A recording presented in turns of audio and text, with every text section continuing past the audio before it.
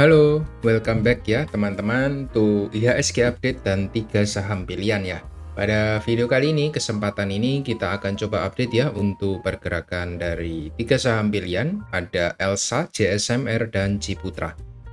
Ketiga itu yang saya lihat cukup oke untuk kita pantau ya pada video kali ini. Jadi kita akan nanti coba lihat ya potensinya seperti apa dan area belinya di mana kalau kita bisa untuk watch di saham ini. Jadi stay tune, tonton sampai habis ya, biar teman-teman bisa dapat informasi lengkapnya pada satu video ini.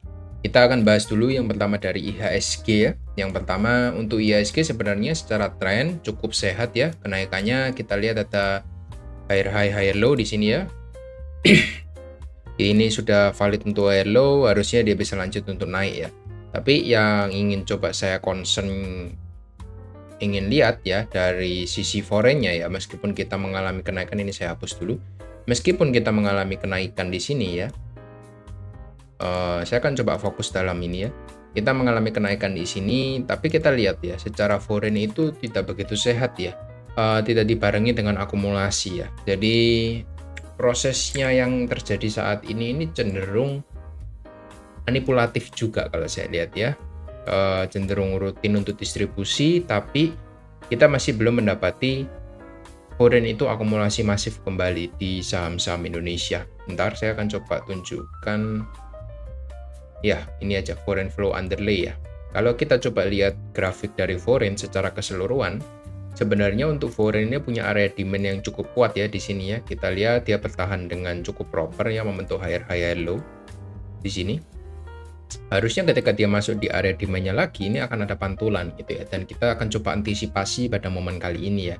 Ini sudah masuk dari area order block kita ya, semenjak dari 2023 ya chart ini. Jadi saya bisa katakan ini valid ya, dan kita punya area resist di sini ya. Jadi memang ketika foreign kita itu akumulasinya mencapai area resisten dan tidak dibarengi dengan breakout ke atas ya, ini malah kita cenderung membentuk double top ya di area supply-nya. Jadi cukup wajar kalau dia itu drop ke bawah menjemput area demand-nya yang terakhir ya. Demand yang terakhir itu ada di bawah ini ya, di momen sebelum dia breakout seperti itu. Jadi kita akan coba antisipasi di sana ketika momen di demand itu sudah tercapai. Kita akan coba lihat ya, apakah nanti foreign itu akan kembali akumulasi di minggu depan, 1-2 minggu ke depan. Dan kalau nanti kita akan melihat foreign ini akan akumulasi kembali ya di saham-saham Indonesia, maka kita mungkin akan melihat untuk proyeksinya kita akan sideways sedikit di sini sebelum breakout ke atas gitu. Ini skenario yang mungkin terjadi ya.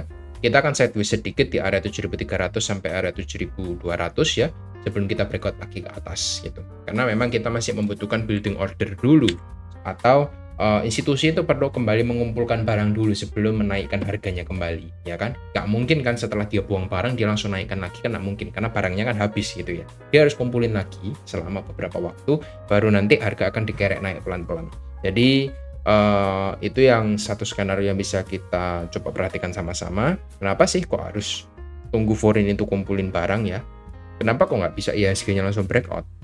Ya seperti yang kita tahu ya, memang top market cap itu didominasi oleh foreign gitu ya. Institusi lokal itu cuma memegang top market cap-nya itu di brand yang pertama ya. Memang kita punya brand. Brand itu kenapa sih kok jadi top market cap? Karena memang dari banking big four-nya itu sedang koreksi. Dia itu ditugaskan untuk menjaga harga. Tanpa adanya brand dan kawan-kawan, mungkin IHSG itu sebenarnya real nilainya itu sudah berada di area 6.000-an untuk saat ini. 6.500 lah. Ya, kita akan melihat IHSG itu sudah drop ke 6.500 dan itu akan membuat orang-orang semakin lebih panik lagi ya. Karena di area 7.000 aja orang-orang sudah panik dan volume itu cenderung sepi gitu ya. Kita lihat cenderung semakin lama semakin kecil untuk volume transaksinya. Memang kapan hari kita lihat beberapa waktu yang lalu kita lihat BBRI itu volumenya memakan setengah dari total semua transaksi, ya benar 4 triliun. Tapi 4 triliunnya itu distribusi bukan akumulasi ya, itu juga bukan tanda yang cukup baik ya untuk saat ini seperti itu. Tapi ya apapun yang terjadi ya kita patut apresiasi lah untuk market itu berhasil dijaga lah, at least tidak membuat investor itu semakin panik. Jadi yang bisa kita lihat untuk IHSG sekarang ini sebenarnya kenaikannya cukup bagus, tapi masih belum dikonfirmasi dengan adanya inflow ya. masih kopong volume kenaikannya. Jadi kita masih harus tunggu konfirmasi lagi 1 minggu ke depan apakah sudah ada akumulasi kembali di IHSG dan saham-saham big caps lainnya seperti itu. Semoga informasi ini bisa membantu ya untuk teman-teman. Kenapa sih kok saya bilang ini kemungkinan kita sideways di area 7.200? Karena kalau teman-teman bisa lihat kita sebenarnya cukup bertahan di area moving average 90. Jadi ini merupakan area yang cukup penting ya, cukup krusial dan cukup valid juga ya ketika dia mencapai harga mendekati dari area resisten dan support ya di moving average 90. Kita lihat selalu ada reaksi di sana ya, selalu ada reaksi. Di sini juga selalu ada reaksi ya, harga tidak bisa naik, malah cenderung drop lagi. Setelah itu kita melihat ini overlap sedikit, lalu kita bertahan lagi di atasnya. Jadi memang ketika harga itu mencapai area moving average pentingnya, kita akan melihat market itu akan cenderung respect ya, atau memiliki tidak bisa naik terlalu banyak dan juga tidak bisa turun terlalu dalam karena memang itu merupakan area penting lah gitu. Jadi seperti itu. Itu ya bisa saya sampaikan ya dari IHSG. Lalu kita akan coba lihat dari ELSA.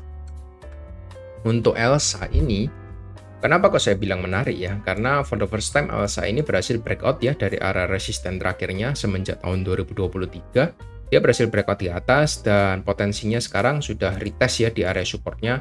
Tinggal kita nanti tunggu ya apakah dia bisa untuk bertahan di atas area support barunya sekitar 430 ya.